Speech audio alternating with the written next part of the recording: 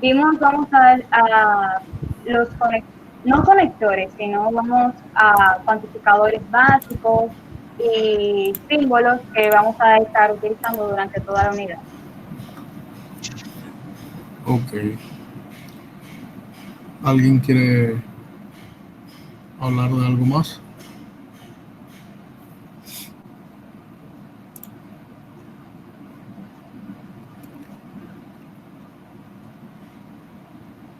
¿Dónde fue lo último que vimos? ¿Qué fue lo último que vimos que quedó pendiente para continuar hoy?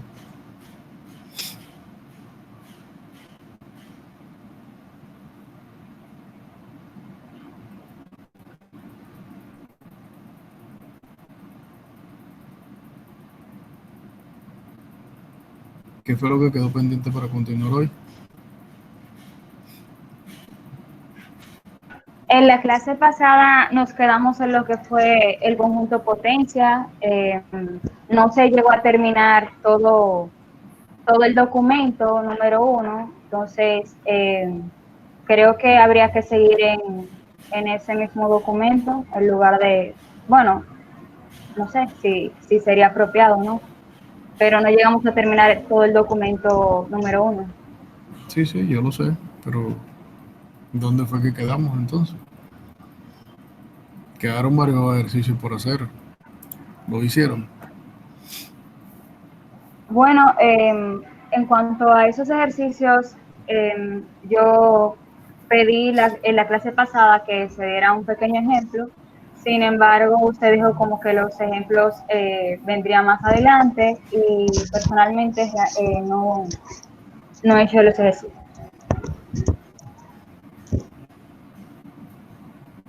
Bueno, yo les dije a ustedes que la educación virtual y ustedes son quienes dominan su aprendizaje, así que deben intentar hacer las cosas. Aunque no sepan cómo, tienen que intentar. ¿Ya? En cada uno luego de enunciar un teorema, dice qué es lo que deben utilizar y qué deben hacer para demostrarlo, ¿no? O sea, la idea es básicamente eso, que ustedes tienen que trabajar el material. Pero bueno, vamos a ver. Eh, sí, lo último que hablamos fue el conjunto potencia, donde el conjunto potencial no es otra cosa que un conjunto donde sus elementos son también conjuntos, pero no conjuntos arbitrarios, sino son subconjuntos del conjunto al que se le calcule la potencia. ¿Ya? Es decir, si dado un conjunto X, se define la potencia de X como el conjunto de todos los subconjuntos, pero subconjuntos de quién en particular, del conjunto X que se da inicialmente. Es decir, que si yo tengo un subconjunto de un conjunto, él pertenece a la potencia de ese conjunto. Entonces uno puede hacer algunos ejemplos puntuales del conjunto potencia. Por ejemplo, si X es el conjunto vacío, la potencia de X es exactamente el conjunto que está formado por el conjunto vacío. Es decir, como nosotros vimos anteriormente cuando hablamos del conjunto vacío, cuando definimos el conjunto vacío, una de las propiedades que satisface el conjunto vacío es que el vacío pertenece a todos los conjuntos. Entonces, en particular, si X es el vacío, él tiene al vacío como un subconjunto de él mismo. Y ahora, si el conjunto es finito, es decir, yo puedo conocer sus elementos, entonces yo pudiera empezar a calcular la potencia de esos conjuntos. Por ejemplo, si el conjunto es un singletón, es decir, que tiene un único elemento, ¿cuáles son los posibles subconjuntos de un conjunto de un solo elemento?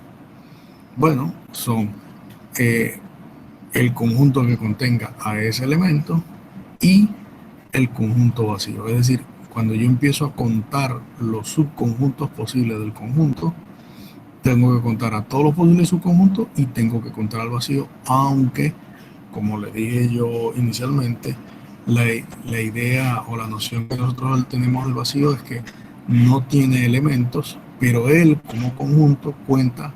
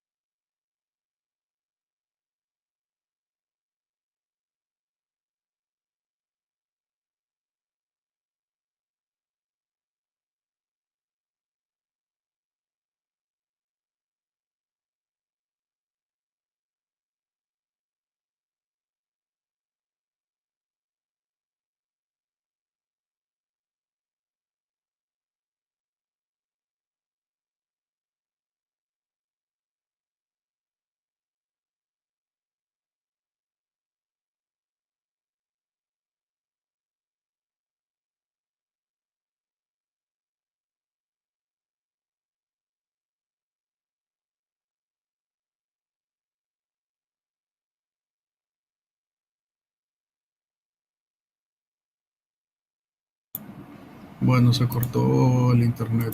¿En qué parte dejaron de escuchar?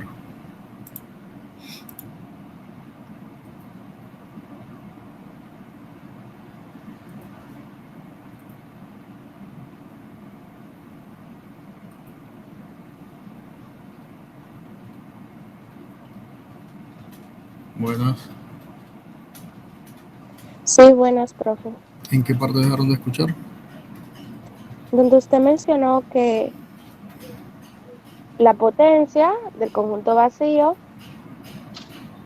es el mismo conjunto vacío y que si una parte es finita, entonces tendría que ser también ese mismo elemento al junto del conjunto vacío. Sí, lo que estoy tratando de explicar es cómo se calcula la potencia de un conjunto. Si el conjunto es un conjunto finito, la potencia del conjunto se calcula como todos los posibles subconjuntos de un conjunto. En este caso,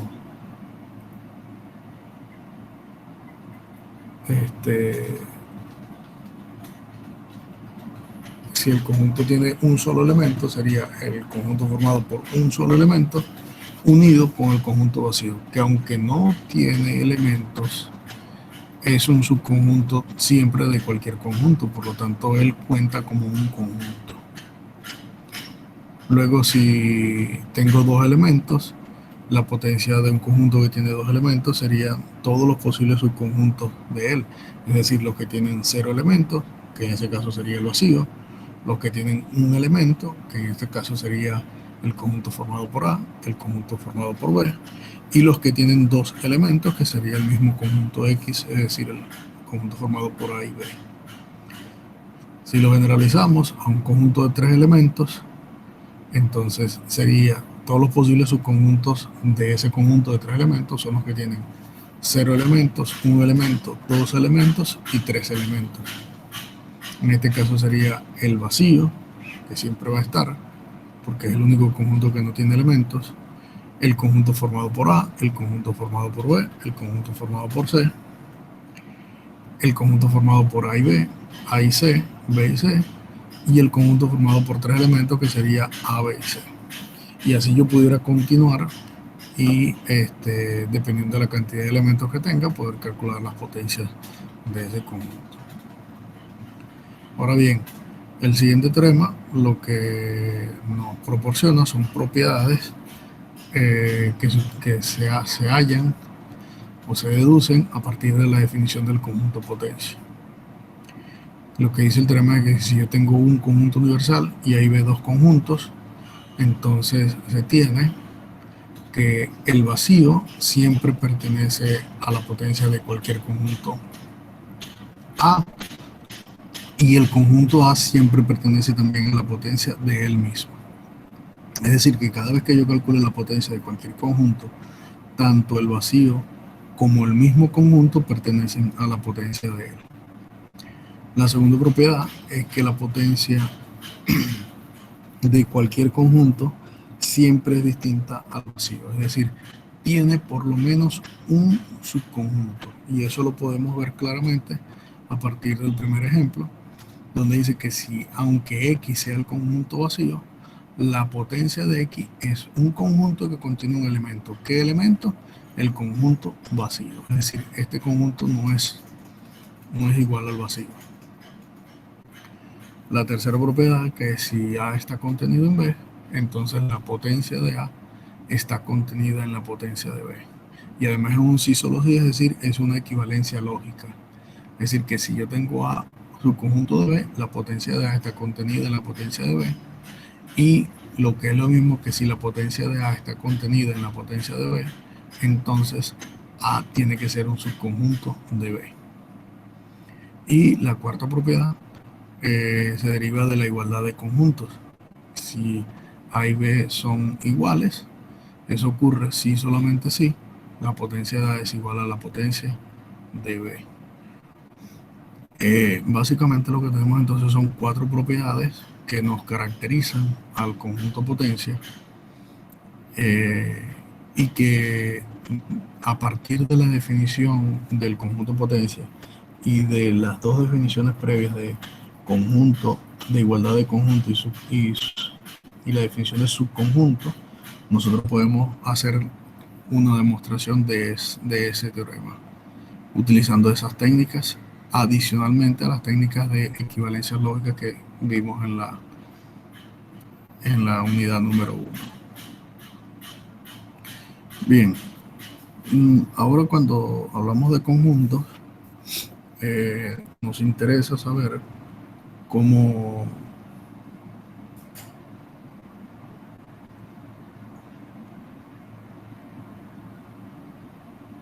operar con conjuntos, es decir, cómo nosotros podemos ahora agarrar a los conjuntos y hacerles algunas operaciones. Esas operaciones se llaman operaciones elementales con conjuntos y no son otra cosa que operaciones que ya ustedes conocen, que se llaman uniones, intersecciones, diferencias y diferencias simétricas. Entonces ahora, formalizando lo que es la unión de dos conjuntos, si yo tengo un conjunto universal y tengo dos conjuntos sobre ese conjunto universal, entonces vamos a definir la unión de los dos conjuntos como el conjunto formado por todos los valores X, tales que X está en A o X está en B. Es decir, allí tenemos una definición a partir de un conectivo lógico, que es el conectivo lógico O. ¿Entendido? Es decir, cuando yo tengo la unión de dos conjuntos, tengo un condicional, el condicional es el condicional O. Ahora, si defino la intersección de dos conjuntos se va a definir como la misma definición anterior. Tengo un conjunto universal y A y B dos conjuntos sobre el conjunto universal. La intersección se va a definir con un I, es decir, que tiene que ocurrir que si X está en la intersección, entonces X está en A y X está en B. Es decir, básicamente lo que estamos diciendo es que aquí en la intersección se definen son los elementos que son comunes a ambos conjuntos, y en la unión son todos los elementos, tanto los de A como los de B. Es decir, como si ustedes tuvieran dos cajas con objetos. Diga. Disculpe, ¿cómo se leería el ejercicio de abajo? Este ejemplo de abajo. ¿Cuál ejemplo de abajo? La definición 5, lo último. Es el conjunto de todos los X, tales que X está en A y X está en B. El conectivo lógico es el I. ¿I? Sí. Perfecto, gracias. Ok. Entonces, básicamente lo que estamos diciendo es que la definición número 5 es una descripción de los objetos que son comunes a ambos conjuntos, y la definición de unión es una definición equivalente a decir en nuestro lenguaje que es la agrupación o no, por no decir la misma palabra unión, pero es la agrupación de dos conjuntos, es decir, agarrar dos conjuntos, o decir, como si tuvieran dos cajas de elementos y las unieran en una sola caja. ¿Ya? Y la intersección sería como si tuvieran las mismas dos cajas de elementos, pero entonces solamente va a cubrir los elementos que son comunes en ambas cajas. Eso, digamos, para tener una noción intuitiva de las definiciones. Ahora, si, por ejemplo, tenemos A, el conjunto formado por 1, 2, 3, 4, y B, el conjunto formado por 1, 3, 5, 7, 9, me dicen que cuál es la unión de estos dos conjuntos. Bueno, serían todos los elementos, tanto los de A como los de B. Entonces yo tendría que empezar a contar y a decir, bueno, el 1 está en A y está en B, entonces aparece el 1 acá. El 2 está en A, pero no está en B, pero no importa, con tal que aparezca en alguno de los dos, va a pertenecer a la unión, entonces tendría que colocar el 2. Luego el 3 está en ambos, lo coloco, el 4 está en A solamente, lo coloco, el 5 está en B, no está en A, pero está en alguno de los dos. El 6 no pertenece a ninguno de los conjuntos, por lo tanto no aparece acá, luego el 7 y luego el 9. Es decir, la unión sencillamente es agarrar todos los elementos de A y unirlos con todos los elementos de B.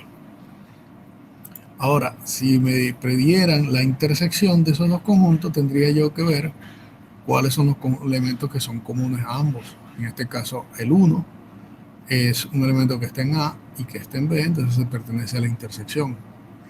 El 2 es un elemento que está en A, pero que no está en B, entonces el 2 no puede estar en la intersección.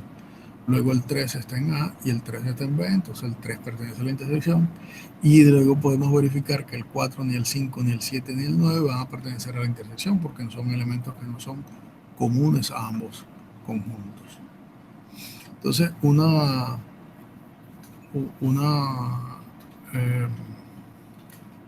forma de decir cuando la intersección no contiene a ningún elemento en común es cuando la intersección es vacía. En ese caso se dice que los conjuntos son disjuntos, es decir, no tienen a nadie en común. Entonces, allí estaríamos hablando de intersecciones disjuntas. ¿Por qué? Porque no tienen ningún elemento que son en común. Ahora, estas operaciones tanto de unión e intersección tienen propiedades comunes, como tienen las operaciones de números reales, por ejemplo. La similitud que hay entre las operaciones conjuntas y las operaciones con números es que, por ejemplo, la adición era una operación que era asociativa, conmutativa, distributiva, etcétera, etcétera. Bien, las operaciones de conjuntos también tienen unas ciertas propiedades y son lo que se llaman la indepotencia, la conmutatividad, la absorción y la asociatividad. ¿Qué significa la indepotencia? Lo que significa que si usted agarra un conjunto A y lo une con el mismo, le va a dar el mismo conjunto A, es decir, que no importa con quién lo una, siempre le va a dar lo mismo, y que si lo intersecta con el mismo, también le va a dar el conjunto A. Eso significa indepotencia, que no importa cuántas veces unamos el mismo conjunto o lo intersectemos, siempre voy a obtener el mismo conjunto. Luego está la operación de conmutatividad, y lo que dice la operación de conmutatividad es que si usted tiene A y lo une con B, es lo mismo que si tenga B y lo una con A. Es decir, no importa el orden en que usted coloque la unión o la intersección, siempre va a ser la misma. La absorción lo que dice es que A siempre es un subconjunto de la unión de dos conjuntos, y que la intersección siempre es un subconjunto tanto de A como de B. Es decir, que la unión es el conjunto más grande que contiene a ambos, y la intersección es el conjunto más pequeño que está contenido en ambos a la vez.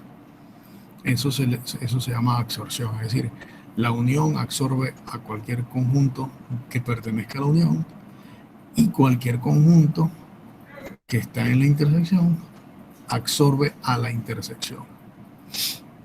Okay. Otra de las propiedades es la propiedad asociativa, es decir, que yo puedo unir no solamente dos conjuntos, sino tres conjuntos, cuatro conjuntos, cinco conjuntos, y la manera que la una es indiferente, es decir, yo puedo unir A con U y luego con C, o sencillamente agarrar a unir B y U, B y C, y luego unirlo a U. Igualmente para la intersección. Esas son tres propiedades. ¿Cómo se demuestran estas tres propiedades? Esas tres propiedades se demuestran utilizando lo que se llama la doble inclusión, porque hay igualdades. Y en los casos de absorción, que no hay igualdad, se utiliza la definición de subconjunto. Otra de las operaciones de uniones e intersecciones que conocemos de la lógica y de muchas cosas son las leyes de distribución. ¿Ya? La ley de distribución lo que dice es que si usted tiene una unión con una intersección, eso se distribuye, es decir, A lo intersecto con C y luego 1, el resultado de B intersectado con C. Análogamente para la intersección, es decir, estas propiedades son lo que sería el equivalente a la propiedad distributiva con respecto a la suma que nosotros conocemos. ¿Ya?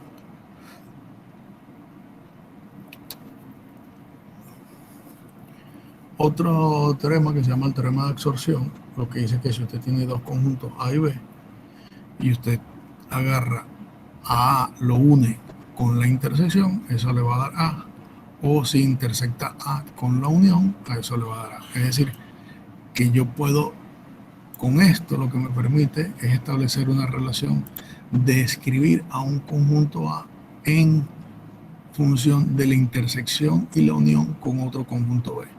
Es decir, cualquier conjunto yo puedo sustituir A por B y B por A y se satisface exactamente las mismas dos propiedades. Otra de las definiciones o de operaciones con conjuntos se llama la diferencia.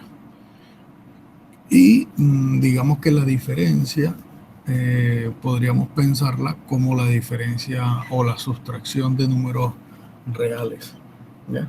O sea, podemos pensar en esa analogía. No quiere decir que sea lo mismo. Ojo, sencillamente es la analogía. Y la diferencia de dos conjuntos, A y B, se define como el conjunto de todos los X, tales que se satisface que X está en A y X no está en B. Es decir, yo tengo que quitarle al conjunto A los elementos que están en el conjunto B. ¿Ya? Bueno, una de las cosas que no cumple la diferencia es que no es conmutativa, a diferencia de la unión y la intersección, que sí es conmutativa, que es decir, que si usted es lo mismo que escriba A unión B, que escriba B unión A, o que diga A intersección B, que diga B intersección A. En el caso de la diferencia no ocurre eso, ¿no? Y eso tiene que ver también con la analogía de los números reales, porque si cuando usted agarra 5 y le quita 3, eso es 2, pero cuando agarra 3 y le quita 5, eso es menos 2. Entonces, no hay una relación, o sea, hay una relación directa entre esta y la diferencia en ese sentido, pero no es que sean la misma operación o lo equivalente. Bien, por ejemplo, tengo U, el conjunto universal de los números naturales, tengo A, el conjunto formado por 1, 4, 7 y 10, y B, el conjunto formado por 3, 4, 8, 10 y 12. ¿Quién es A menos B? Agarrar a todos los elementos de A y quitarle los elementos que pertenezcan a B. El 1 es un elemento que está en A, pero no está en B, entonces está en la diferencia, A menos B. El 4 es un elemento que está en A y que también está en B, entonces el 4 tengo que eliminarlo del conjunto. El 7 es un elemento que está en A, pero que no está en B, entonces él pertenece a la diferencia. Y el 10 es un elemento que está en A y que está en B, entonces debo quitarlo. Es decir que A menos B sería solamente el conjunto formado por 1 y por 7. Y si quiero calcular B menos A, sencillamente voy a agarrar, empiezo por los elementos que están en B y que no están y que están en A, se los quito.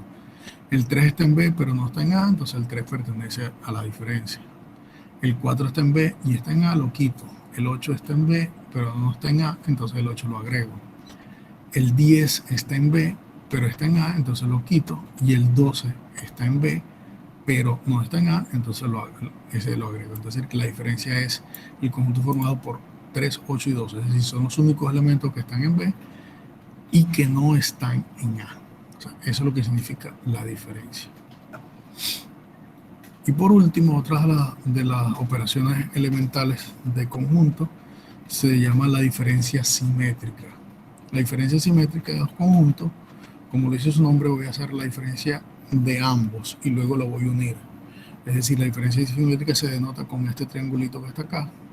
A diferencia simétrica de B es sencillamente ¿quién? Es agarrar a menos B y unirlo con B menos A. Es decir, que yo voy a agarrar a el conjunto A menos B y le voy a agregar los elementos que están en B menos A. En este caso, si tenemos el mismo ejemplo anterior, ya nosotros calculamos A menos B y B menos A. ¿Cuánto es la diferencia simétrica de ambos dos? Sería la unión de estos dos conjuntos, es decir, 1, 7, 3, 8 y 12. Si se fijan, aquí aparecen tanto elementos que están en A pero que no están en B, y elementos que están en B y que no están en A. Entonces, es lo que se llama la diferencia simétrica. De todas maneras, la manera de entender estas cosas es con algo que se llaman los diagramas de Venn, que vamos a ver ahorita más adelante. Ok. Profe, Diga. ese triángulo, según tengo entendido, sale como delta A delta B. Como delta. Delta, si el nombre. No. Ese es un triángulo. No es delta la letra griega. Ok. Ok, vamos a hacer un ejemplo utilizando las reglas, que era lo que querían ustedes ver, o es una manera de mostrar cómo van a ser las demostraciones que hemos visto hasta el momento. Supongan que tengan un conjunto A universal y tienen A y B dos conjuntos cualquiera. Yo quiero probar que A menos B es igual a A menos A intersección B. Es decir, esto es una fórmula proposicional, ¿correcto? Si yo quiero demostrar la igualdad de dos conjuntos, ¿qué debo hacer para demostrar la igualdad de dos conjuntos? Utilizar la doble implicación. Utilizar el método de doble inclusión. Utilizar el método de doble inclusión. Es decir, que debo probar que A menos B está contenido en A menos A intersección B y luego demostrar que A menos A intersección B está contenido en A menos B. Ese es el, digamos que el plan para... Lo primero que uno debe hacer cuando va a demostrar algo es establecer un plan. Es decir, cuál es el plan que yo voy a seguir y en base a ese plan yo voy a utilizar argumentos para hacerlo. Entonces, si yo quiero mostrar esta igualdad, debo mostrar estas dos inclusiones. ¿Entendido? ¿Se entiende eso? Sí. Lo que no entiendo, maestro, en este caso es por qué se utiliza el símbolo del subconjunto. Porque volvamos.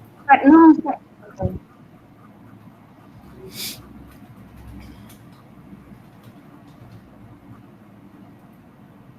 Acá. Si yo quiero demostrar que A es igual a B, eso ocurre por equivalencia lógica, que si A está contenido en B y B está contenido en A. Es decir, debo demostrar dos inclusiones, que A está contenido en B, ¿ya?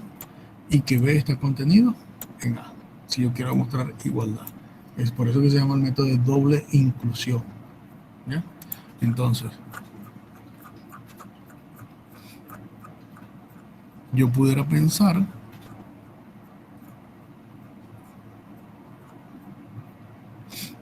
que este conjunto que está de este lado de la igualdad lo puedo llamar A, y a este conjunto que está de este lado de la igualdad lo puedo llamar B en mi definición anterior. Entonces, si yo quiero mostrar la igualdad, tengo que mostrar que esta parte de la igualdad está contenida en esta parte y que esta parte de la igualdad está contenida en esta otra parte. ¿Entendido? Por eso salen estas dos inclusiones acá que debemos demostrar.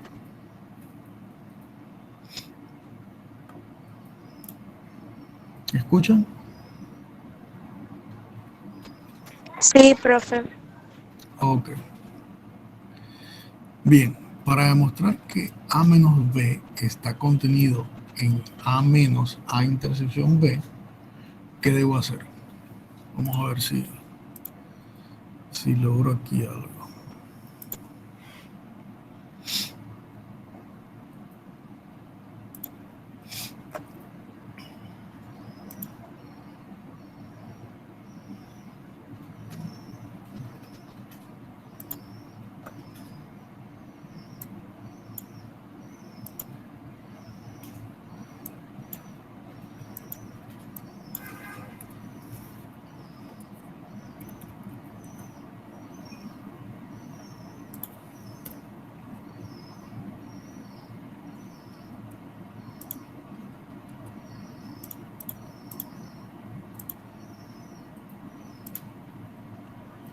Espera un momento allí para...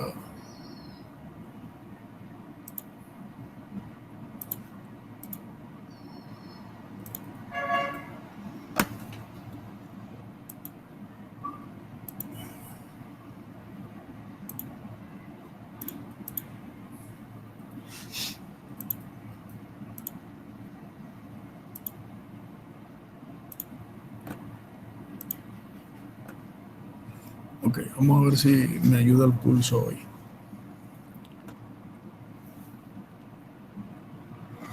Bien, yo tengo que demostrar que A menos B en la primera parte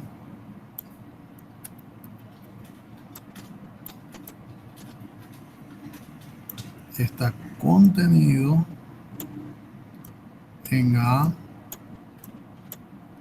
menos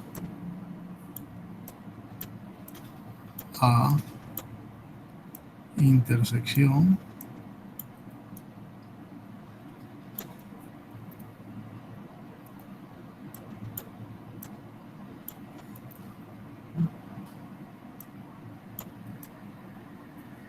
B. ¿Cierto? ¿Sí o no? Sí. Ok. Entonces, diga.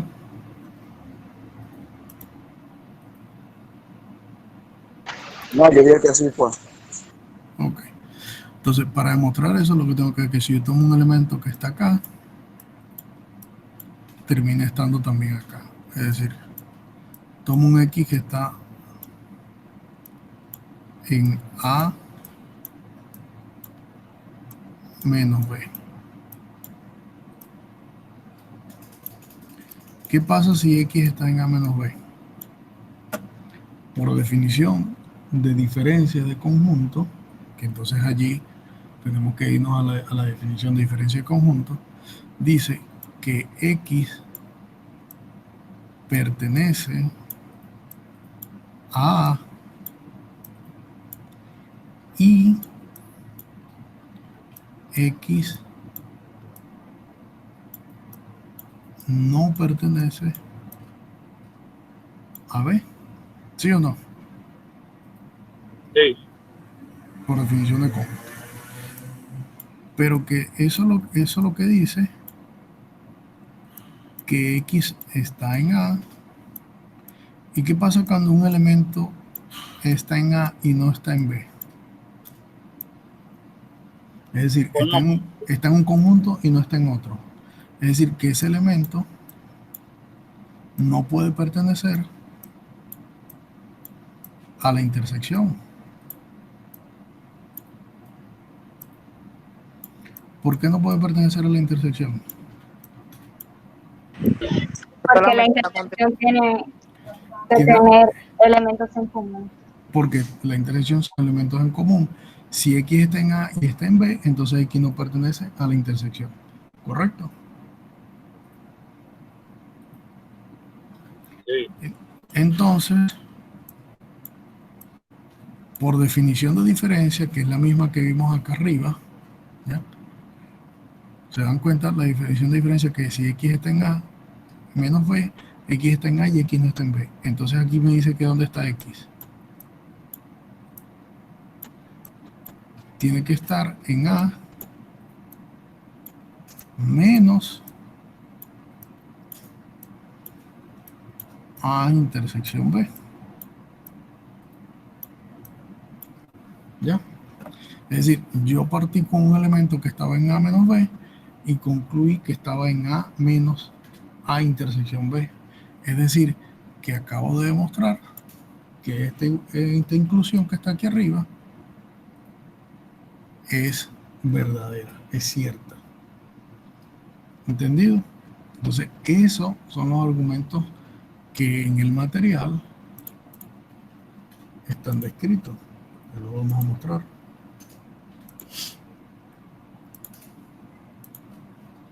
¿Qué es eso que está acá? Si es que es un elemento que está en... vamos a ver qué se No está se ve más. presentando. Ahora sí.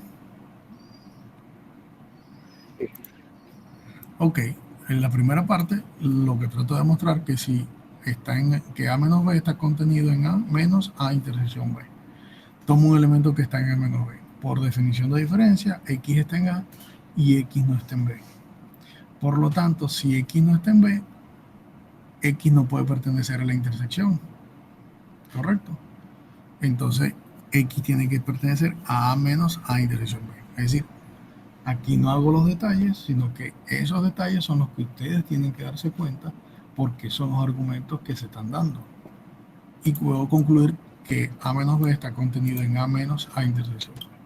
Entonces, como ejercicio, quisiera que Permiso. hicieran la otra parte. Es decir, aquí está hecho, pero siguiendo los mismos argumentos, que lo intenten hacer allí en este momento, esa parte que está allí, siguiendo algo parecido a lo que acabo de hacer, que lo voy a dejar presentado.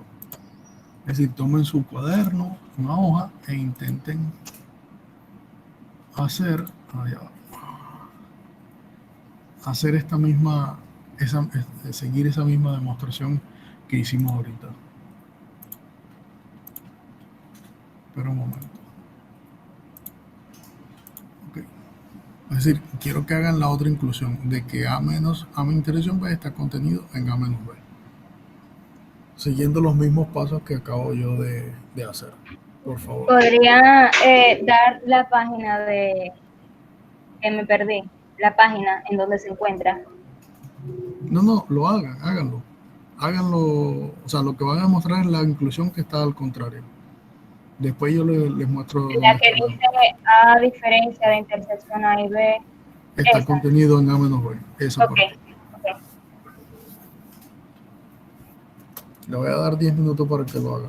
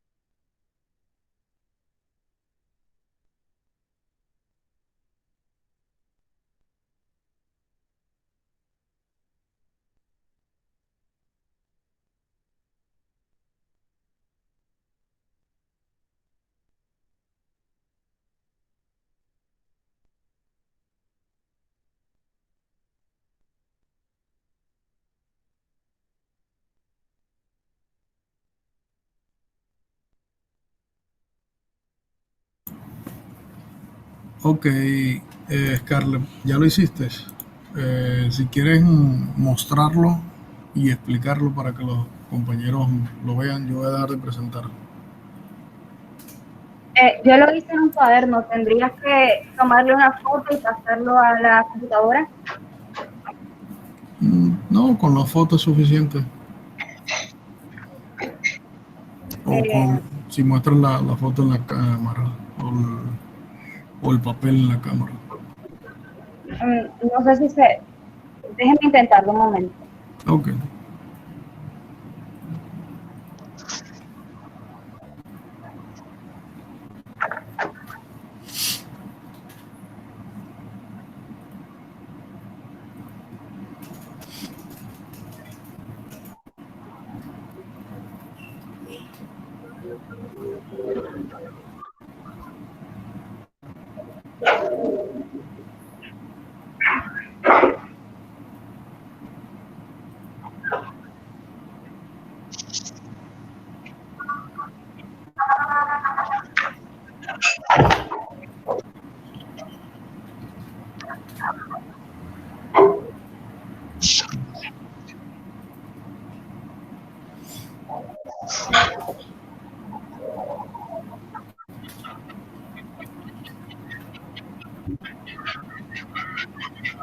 Eh,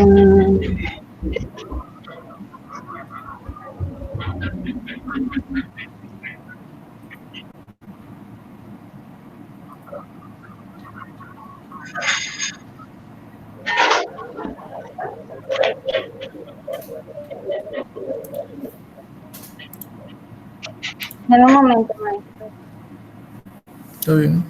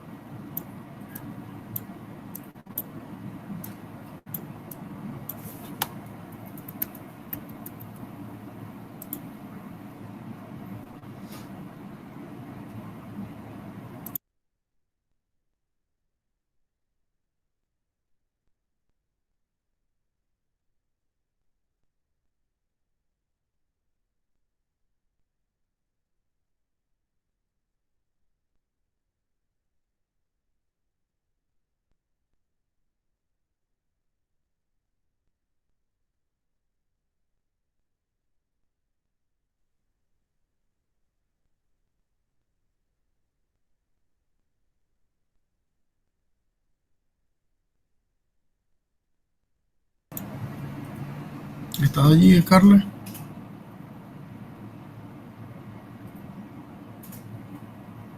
Sí, estoy intentando poner la imagen de una manera que se pueda ver bien.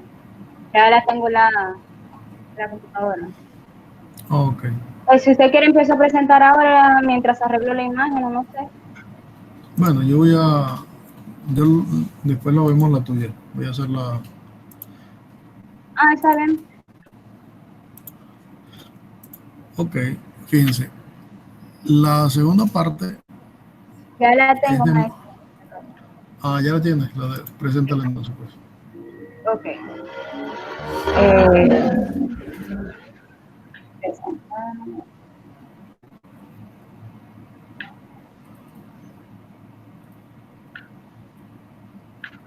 ¿Se ve? Que aún no. Ah,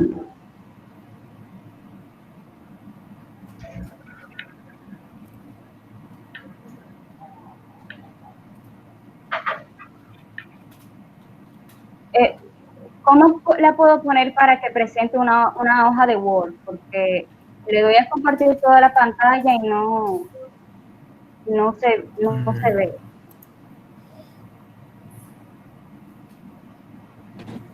Tiene que darle la opción a compartir una ventana, Carlos.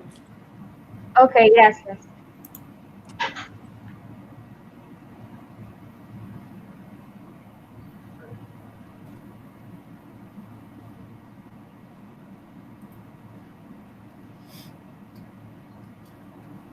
¿Se ve?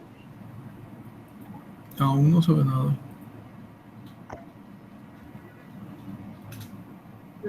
Ahora sí. Ok. Bien, voy a tratar de explicarlo lo mejor posible. Ujú. Bien, aquí arriba, simplemente lo que hice fue escribir el ejercicio tal cual, donde Ujú. dice que A menos A intersección B equivale a, Está contenido. está contenido, ok, gracias, está contenido en A menos B. Entonces Eso yo es lo que puse, tienes que demostrar. esto es lo que tenemos que demostrar. Bien. Entonces yo puse que existe un X que pertenece a, No, eso ok, existe además. X, tomas un X que está en A menos B. ok, El existe está de más. ok, como un X que existe en A menos Está. A, que está, bien, Ujú. en A menos A unión B, y aquí digo está contenido o equivale. Eso implica. Ok, esto implica que existe un X que pertenece a A y Quítale existe, no. quítale existe, quítale existe. Okay. Entonces hay un X No. que pertenece Si tú tomas X en A a menos B, okay. entonces por definición de diferencia, X está en X, A y X, te falta allí, X no okay, está en A intersección B. okay, Si X no está en A intersección B, quiere decir que X no está en B. Entonces X está en A y X no está en B. Y si bien, X está en A y X no está en B, por definición de diferencia de conjunto, lo que dice que X está en A menos B. Por lo bien, tanto, A menos A intersección B está contenido en A menos B. okay, Está bien, es el primer intento y está bien. Es válido que se equivoque porque esa es la manera de aprender. okay, ¿Ya? okay. Pero bueno, esa básicamente es la demostración. ¿Ya? Y es la manera en cómo deben hacer ahora. Ahora ya sí tienen idea de cómo van a demostrar el teorema 4, el teorema 3, la proposición 1. Todas las cosas que habíamos visto antes que tenían que demostrar se hace de esa manera, utilizando definiciones y argumentos lógicos para poder eh, concluir lo que se pide. ¿Entendido?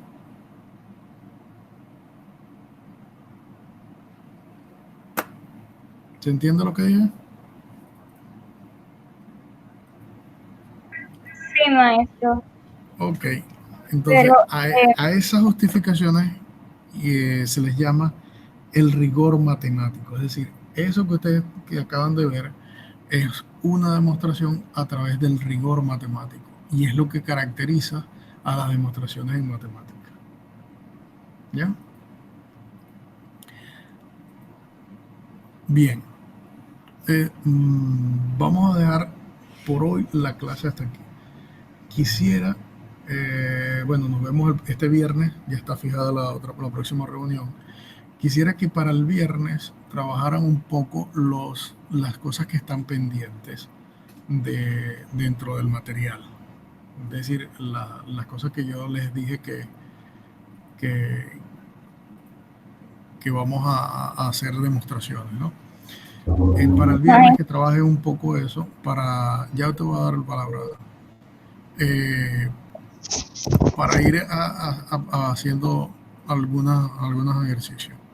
Además, en la plataforma ya yo les publiqué la tarea la tarea número 2, que corresponde a esta unidad, para que también a la par de hacer estas demostraciones vayan haciendo la tarea con los ejercicios que están allí.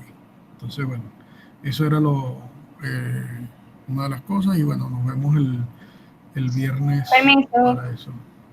Dime, Carlos. Maestro, hay una demostración que está más arriba, que fue uno de lo primero que usted dijo que íbamos a hacer, pero no sé si esa demostración se hace de la misma manera. ¿Cuál demostración? Eso es lo que estoy buscando ahora, que no recuerdo exactamente en qué página está, pero fue la primera en la que yo le dije si se podía hacer un ejemplo. Que usted dijo que se utilizaría como algo similar a lo que se utilizaba en lógica matemática. Pero le estoy buscando ahora, pero no recuerdo exactamente en qué página está. Ya te voy a decir. Y yo les dije a ustedes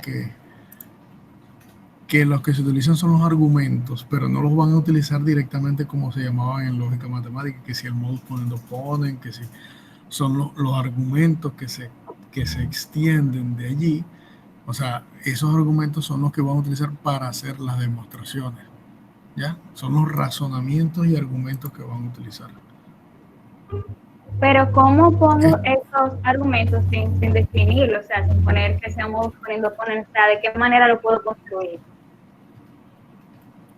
Bueno, porque aquí tú tienes, si tú traduces, por ejemplo, el número 3, tienes P y Q implica R.